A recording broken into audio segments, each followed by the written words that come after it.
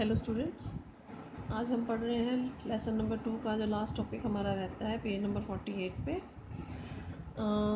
Historians have to make other assessment as well. Historians ने क्या किया है, दूसरे असेसमेंट्स भी किए हैं। If a king's order with inscribed on natural rocks near cities or important routes of communication would passerby have stopped to read this। अब यहाँ पे क्वेश्चन उठाया कि क्या राजा जो ऑर्डर देता था लिखने का कि नेचुरल रॉक्स पर, शहरों के नज़दीक जो इंपॉर्टेंट रूट्स हैं वहाँ पर, कम्युनिकेशन के जो रूट्स हैं वहाँ पर इन पत्थरों पर लिखो ताकि आने जाने वाले इसको पढ़े, तो क्या आने जाने वाले वहाँ पर रुकते थे और उसको पढ़ते थे?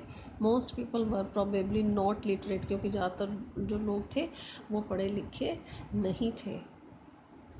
Did everybody through out the sub continent understand the Prakrit used in Pataliputra.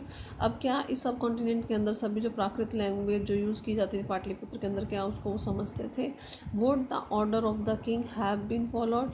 Answer to such questions are not always easy to find. अब इस प्रकार के जो क्वेश्चंस उठाए गए हैं उनके उत्तर मिलना आसान नहीं है। Some of these problems are evident if we look at the Ashokan inscriptions. अब इस तरह के जो कुछ प्रॉब्लम्स के एविडेंट कहाँ पर मिले हैं, अशोकन इंस्क्रिप्शंस के अंदर मिली हैं।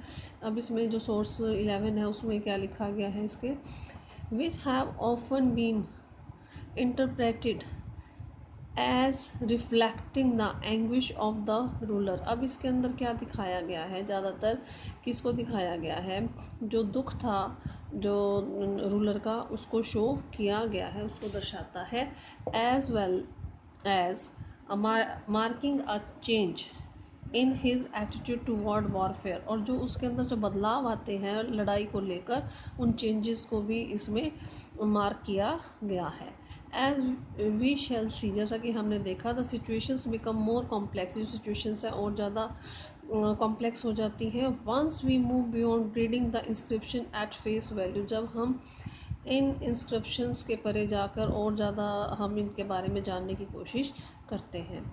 While Ashokan inscriptions have been found in present day Orissa, जो कि हमें हालांकि क्या है, और जो इंस्क्रिप्शंस हमें उड़ीसा के आसपास जो मिली हैं आज के दिन में जो मिली हैं, जो प्रेजेंट डे में उड़ीसा है वहाँ पर जो मिली हैं, the one depicting his anguish is missing. जो उसका दुख है वो उसमें नहीं दर्शाया गया है।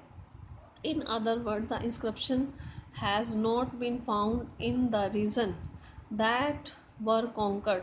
भाई जहाँ पर जीते जा चुके जो एरियाज थे वहाँ पर कोई इंस्क्रिप्शन जो है वो नहीं मिली हैं उस जगह में जो रीजन जीते जा चुके थे। What are we to make of that. हम इसका क्या मीनिंग निकालें? Is it that the anguish of the recent conquest was too painful in the region, कि क्या जो अभी जो जीता था, जो जीत हासिल हुई थी, क्या वही इस एरिया के अंदर जो जीता था वो बहुत ज़्यादा दर्दनाक था, उसको पेनफुल था। And therefore the ruler was unable to address the issue. इसी प्रकार से कि इन इंस्क्रिप्शन से जो है ज़्यादा जानकारी नहीं मिलती, इनको जितना पढ़ने की कोशिश करते हैं और ज़्यादा जो है प्रॉब्लम्स पता चलती हैं। तो अब 8 पॉइंट है, क्या है ये, इसके अंदर क्या बताया गया है, ये मेन इंपॉर्टेंट है आपका। 2-3 पॉइंट्स है इसके जो इंपॉर्टेंट है।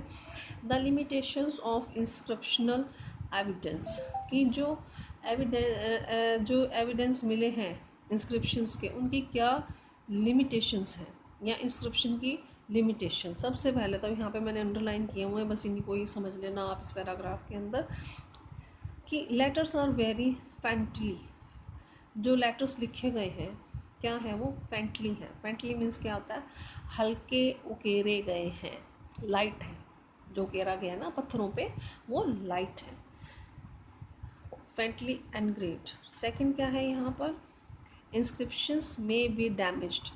दूसरा क्या है, इंस्क्रिप्शन जो है वो ख़राब हो चुकी है, डैमेज हो चुकी है। और थर्ड क्या है, लेटर्स मिसिंग, अक्षर क्या है इसके मिस हो चुके हैं। और यहाँ पर और क्या है, एपिग्राफिकल जर्नल्स।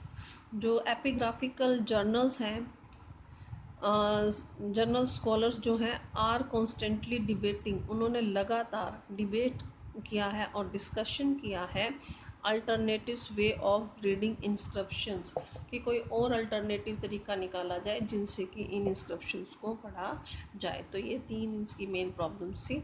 ठीक है, इंस्क्रिप्शंस की लिमिटेशंस हैं।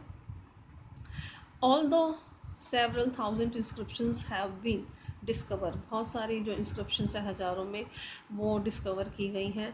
नॉट ऑल हैव बीन डिस्फेयर्ड, सारी की सारों को जो है पढ़ा नहीं जा सका है, पब्लिश नहीं किया जा सका, ना ही ट्रांसलेट किया जा चुका है, सभी की सभी नहीं हुई हैं। Beside many more inscription must have existed, और बहुत सारी और भी इंस्क्रिप्शंस होंगी, सारी तो नहीं मिली ना, which have not survive the ravages of time, जो कि समय के अनुसार अपने आप को सर्वाइव नहीं कर पाई हैं, ख़त्म हो गई, ख़राब हो गई वो टाइम के accordingly.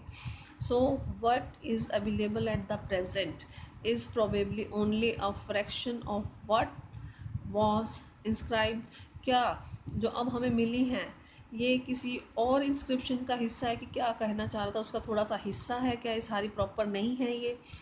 There is another perhaps more fundamental problem, एक और प्रॉब्लम है यहाँ पर।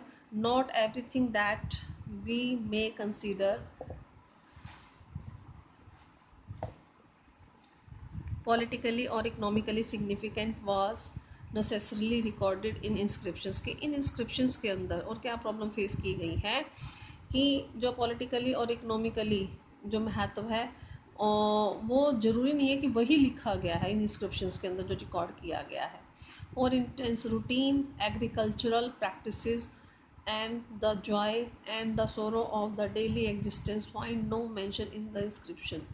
अब जैसा कि इन्होंने क्या बताया है कि रूटीन में जो भी एग्रीकल्चरल प्रैक्टिसेस होती थी या जो भी खुशी ये लोग मनाते थे या जो इनके दुख थे उनके बारे में किसी भी प्रकार से इन इंस्क्रिप्शंस के अंदर कोई मेंशन नहीं किया गया है। Which focus more often than not on grand unique events, इसके अंदर क्या है ज़्यादातर जो है ग्रैंड इवेंट्स के बारे में ही फोकस किया गया है।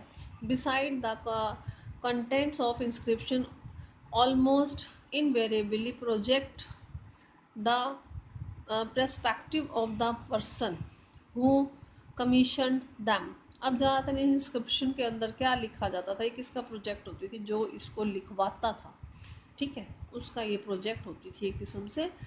As such they need to be juxtaposed with other perspectives. अब इन सब में क्या जक्सटापोज्ड क्या होगा कि अंतर करने के लिए दूसरे जो भी प्रोस्पेक्टिव्स थे उनसे अंतर निकालने के लिए, so as to arrive at a better understanding of the past, हमें जो इतिहास है उसकी और ज़्यादा अच्छे से जानकारी प्राप्त करनी होगी। तो आपका टॉपिक ये ख़त्म हो चुका है, टोटली क्वेश्चन आंसर्स मैं आपको दे चुकी हूँ, तो इनको अच्छे से लर्न कर लेना। Thank you.